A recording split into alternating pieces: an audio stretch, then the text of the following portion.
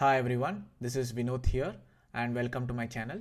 In today's video, we'll be looking at the S&P 500 index and NASDAQ index, and we'll be looking at the chart on a daily and weekly time frame and looking at what the market is trying to tell us. Yeah, now we are on the S&P 500 on a daily time frame. We can see that the daily trend is down because we are making lower highs and lower lows on a daily time frame. And this particular week we have had a strong recovery, like we have almost regained whatever we lost on Monday. There was a huge gap down on Monday. This was primarily because of the news about the Japanese reverse carry trade and the SAM's recession indicator being triggered. And I also made a video about SAM's indicator, which is an indicator which is a good predictor of market recession. And it's important to note that this is an indicator that is good at predicting recession. But if you looked at the historical places where it has been triggered, it could be triggered either at the market top or it could be triggered at the bottom of the market. So it is not really a good predictor of market. It's only a good predictor of recession.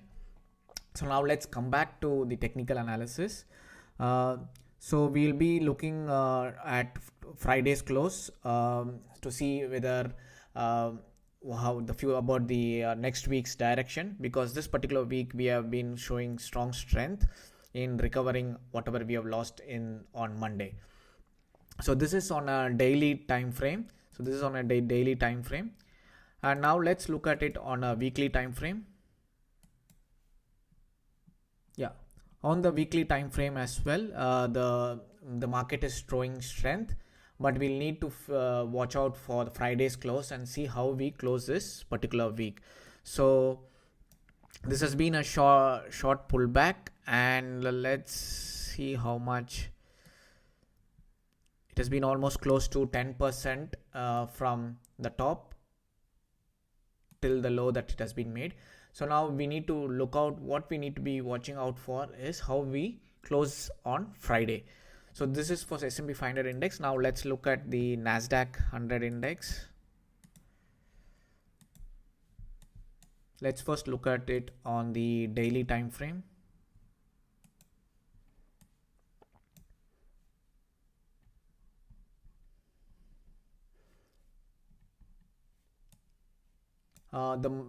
If you look at NASDAQ on a daily time frame, it's quite similar to what's happening in S&P 500, but the nature of the fall has been much more steeper compared to S&P 500, and NASDAQ 100 is also on a downtrend on a daily time frame. It is important to know that it's on a daily time frame because like S&P 500, we are making lower highs and lower lows.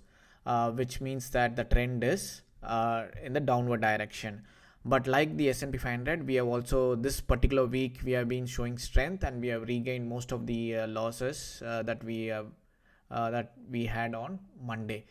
So we'll like S&P 500, we'll need to watch out for how we close out on Friday, and this has been a very good support earlier, this particular level, which we visited again, and we had a huge rally to the upside. Now we have to watch out for how we close out on Friday. The markets have been looking to be showing strength. The buyers seem to be having regain some control over the sellers, but we'll have to watch out and see if this continues on Friday, and we'll have to particularly watch the close on Friday.